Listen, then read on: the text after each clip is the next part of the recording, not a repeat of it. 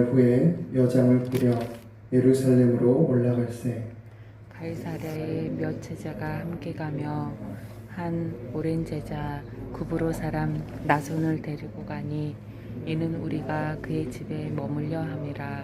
예루살렘에 이르니 형제들이 우리를 기꺼이 영접하거늘. 그 이튿날 바울이 우리와 함께 야고보에게로 들어가니 장로들도 다 있더라.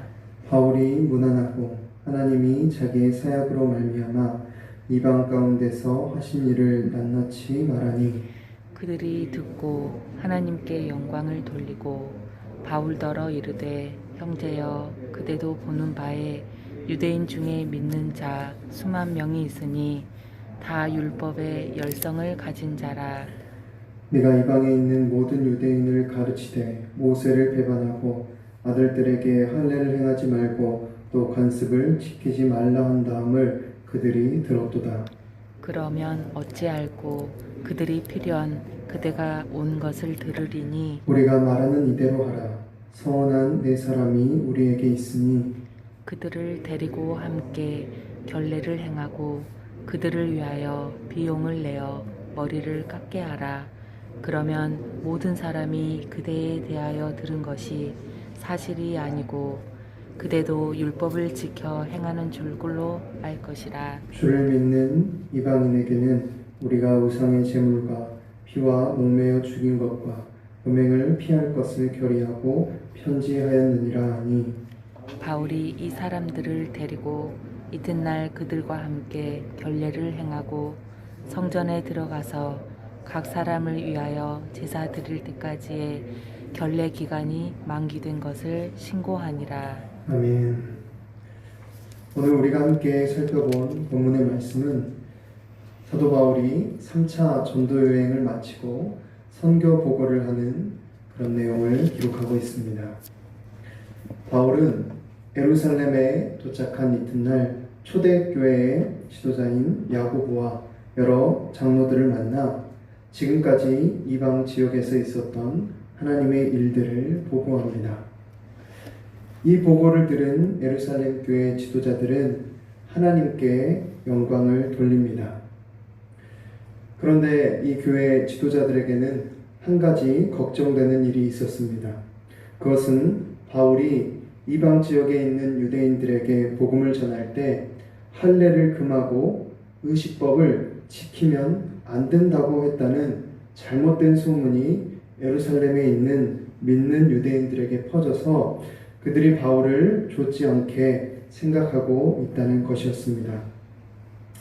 이에 예루살렘 교회 지도자들은 교회 안에 정결 예식을 앞둔 자들이 있으므로 바울이 그들과 함께 정결 예식을 행하여 믿는 유대인들의 오해를 풀자고 제안했고 바울은 그 제안을 받아들여 바로 그 다음날 정결 예식을 행하게 됩니다. 이와 같은 본문의 말씀을 통해 우리는 두 가지 정도 생각해 볼 수 있겠습니다. 첫 번째로 교회의 하나됨은 서로의 연약함과 다름을 포용함으로 이루어진다는 것입니다. 오늘 본문에서 사도 바울은 믿는 유대인들이 자신에 대한 오해를 품고 있다는 소식을 듣고 화를 내거나 다투지 않았습니다. 오히려 바울은 그들의 오해를 풀 수 있는 제안을 수용함으로 믿는 유대인들의 연약함을 그대로 받아들였습니다. 바울은 정결 예식을 행함으로 교회 안에 갈등과 분열을 없애고 성령이 하나 되게 하신 것을 힘써 지킨 것입니다. 이와 같은 바울의 모습은 복음과 진리에 대해서는 타협할 수 없지만 그 외의 것들은 얼마든지 바꿀 수도 있고 수용할 수 있다는 것을 보여주는 것입니다. 오늘날 한국교회 안에는 구약시대에 주신 그런 율법을 지키냐 마냐 하는 것에 대한 갈등은 없지만 복음이나 진리가 아닌 부차적인 것들로 인해 갈등이 있을 수 있습니다. 본문의 예루살렘 교회 안에서 다양한 부류의 사람들이 있고 또 다양한 수준의 신앙을 가진 사람들이 있었던 것처럼 오늘날 한국 교회 안에도 그와 같은 다양한 사람들이 있기 때문입니다. 오늘날 교회 안에는 남자와 여자가 있고 어른과 아이가 있으며 부자와 가난한 자가 있고 신앙이 오래된 자와 초신자들도 있습니다. 세대가 다르고 성별이 다르고 살아온 환경과 또 상황이 다른 수많은 사람들이 교회 안에 있다는 것입니다. 이렇게 서로 다른 사람들이 모여 있을 때 주님의 몸된 교회는 서로의 연약함과 다름을 포용함으로 진정한 하나됨을 이루어야 합니다. 그래서 에베소서 4장 2절부터 3절에서는 이렇게 기록하고 있습니다. 모든 겸손과 온유로 하고 오래 참음으로 사랑 가운데에서 서로 용납하고 평안에 매는 줄로 성령이 하나 되게 하신 것을 힘써 지키라. 아멘. 우리의 교회가 더욱 하나 되기 위해서 이와 같은 말씀을 우리는 잘 기억해야 할 것입니다. 우리 안에 나도 모르게 신앙의 본질이 아닌 것임에도 불구하고 저렇게 하면 안 되는데 저건 틀린 건데 하는 생각으로 나와 다른 자들 또 믿음이 연약한 사람들을 정죄하고 있지는 않는지 돌아봐야 할 것입니다. 요한복음 17장 21절에서는 또 이렇게 기록하고 있습니다. 아버지여, 아버지께서 내 안에 내가 아버지 안에 있는 것 같이 그들도 다 하나가 되어 우리 안에 있게 하사 세상으로 아버지께서 나를 보내신 것을 믿게 하옵소서. 아멘. 무슨 말입니까? 우리가 서로의 연약함과 다름을 포용하고 용납함으로 성령이 하나 되게 하신 것을 힘써 지킬 때 우리를 통해 주님을 알지 못했던 자들이 주님께 돌아오게 된다는 것입니다. 내가 중요해, 내가 가장 중요해 라고 그렇게 외치는 세상 속에서 나보다 네가 더 중요해 라고 말할 수 있는 저와 여러분이 되기를 바랍니다. 뿐만 아니라 그렇게 실천하고 살아감을 통해 하나님의 살아계심을 드러내며 하나님께 영광 돌리는 저와 여러분의 삶이 되기를 간절히 바랍니다. 두 번째로 기억해야 할 것은 복음 전파를 위해 믿지 않는 자들과 함께하며 그들의 모습을 또한 수용할 수 있어야 한다는 것입니다. 오늘 본문에서 계속해서 강조하고 있는 것은 그리스도인은 복음과 진리의 문제가 아닌 것에 대해서는 얼마든지 수용할 수 있고 포용할 수 있다는 것입니다. 이러한 그리스도인의 가치관은 교회 안에서뿐만이 아니라 교회 밖에 있는 사람들을 대할 때에도 동일하게 적용될 수 있습니다. 오늘 본문 19절과 20절에 나오는 바울의 선교 보고에도 나오듯이 바울은 자신의 동족인 유대인들에게만 복음을 전하지 않았습니다. 그는 유대인뿐만이 아니라 이방인들도 똑같이 구원받아야 할 하나님의 자녀들임을 알았습니다. 그리고 그러한 이방 선교의 현장에서 바울이 가장 중요하게 생각했던 것은 이방인들에게 유대인의 전통을 강요하지 않고 오히려 이방인들의 모습과 같은 모습이 되는 것이었습니다. 그래서 바울은 고린도전서 9장 19절부터 23절에 이렇게 또 기록하고 있습니다. 우리 한번 고린도전서 9장 말씀을 찾아보도록 하겠습니다. 고린도전서 9장 19절부터 23절까지 말씀입니다. 고린도전서 9장 19절부터 23절까지 말씀입니다. 고린도전서 9장 19절부터 23절까지 말씀 저 한 절 여러분 한 절 나눠서 읽도록 하겠습니다. 내가 모든 사람에게서 자유로우나 스스로 모든 사람에게 종이 된 것은 더 많은 사람을 얻고자 함이라. 유대인들에게 내가 유대인과 같이 된 것은 유대인들을 얻고자 하며 율법 아래에 있는 자들에게는 내가 율법 아래에 있지 아니하나 율법 아래에 있는 자같이 된 것은 율법 아래에 있는 자들을 얻고자 하며 율법 없는 자에게는 내가 하나님께는 율법 없는 자가 아니요 도리어 그리스도의 율법 아래에 있는 자나 율법 없는 자와 같이 된 것은 율법 없는 자들을 얻고자 함이라. 약한 자들에게 내가 약한 자와 같이 된 것은 약한 자들을 얻고자 함이요 내가 여러 사람에게 여러 모습이 된 것은 아무쪼록 몇 사람이라도 구원하고자 함이니 23절 같이 읽겠습니다. 내가 복음을 위하여 모든 것을 행함은 복음에 참여하고자 함이라. 아멘. 사도 바울은 한 영혼을 주님께로 인도하는 데 있어서 그것이 진리의 문제가 아니라면 무엇이든지 다 수용하고 포용했습니다.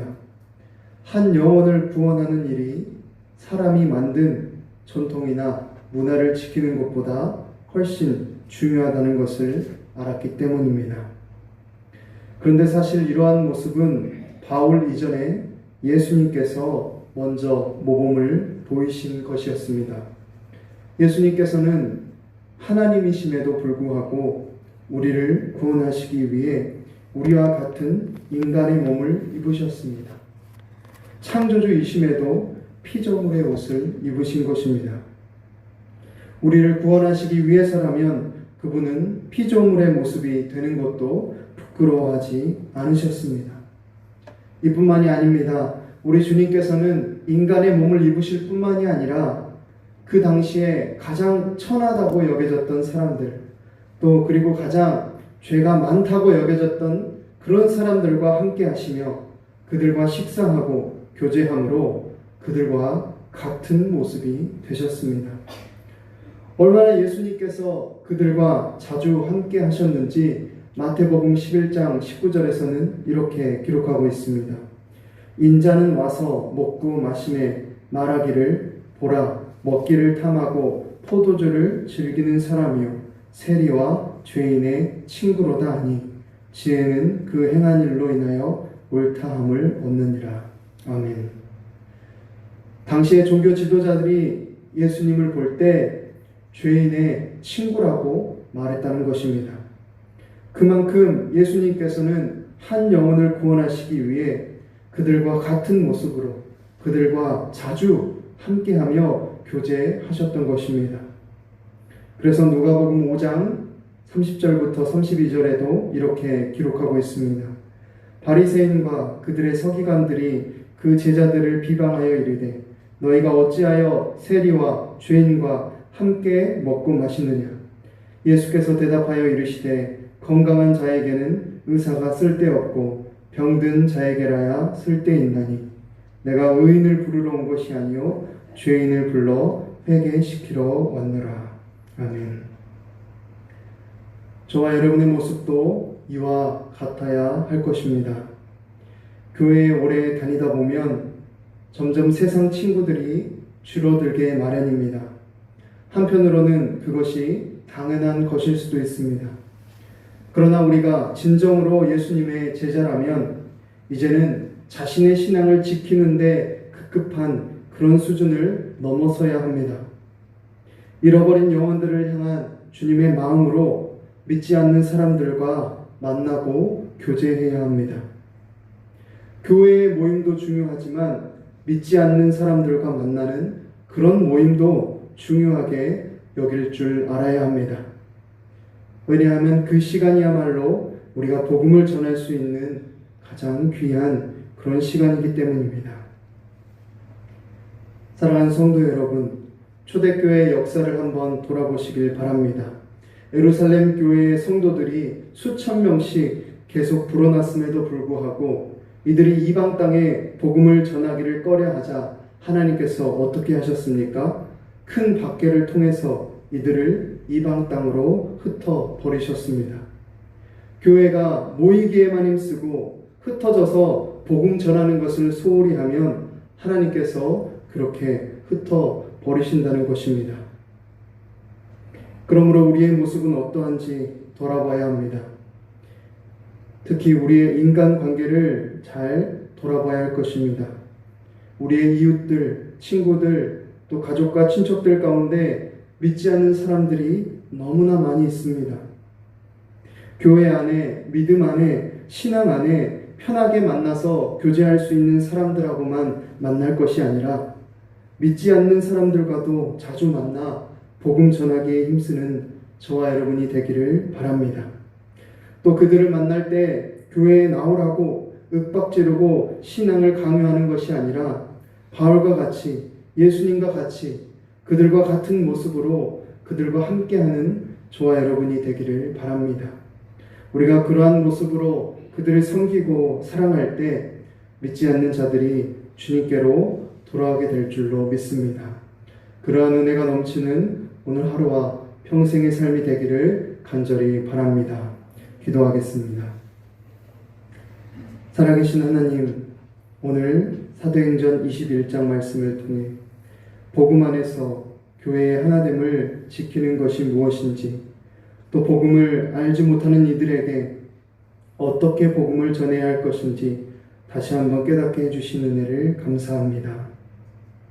사랑 가운데에서 서로 용납하고 평안에 매는 줄로 성령이 하나 되게 하신 것을 힘써 지키라 말씀하신 주님, 교회 안에 믿음이 연약한 자들, 또 나와 생각이 다른 자들을 사랑으로 용납하고 포용하여 성령이 하나 되게 하신 것을 힘써 지키게 하시고, 그러한 우리의 하나됨을 통해 세상이 하나님의 살아계심을 알게 하여 주시옵소서.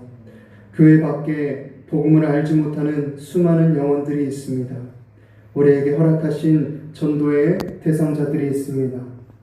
나만 의롭고 나만 거룩하고 나만 하나님의 자녀인 것이 아니라 그들도 나와 똑같이 복음의 은혜가 필요한 자들임을 기억하며, 우리 주님께서 그러하셨던 것처럼 또 사도 바울이 그러했던 것처럼 그들과 같은 모습으로 그들과 함께하며 복음의 통로의 역할을 잘 감당하게 하여 주시옵소서. 이와 같은 화평케 하는 삶을 통해 주님께 영광 돌리는 오늘 하루와 평생의 삶이 되게 하여 주시옵소서. 감사하며 예수님의 이름으로 기도합니다. 아멘.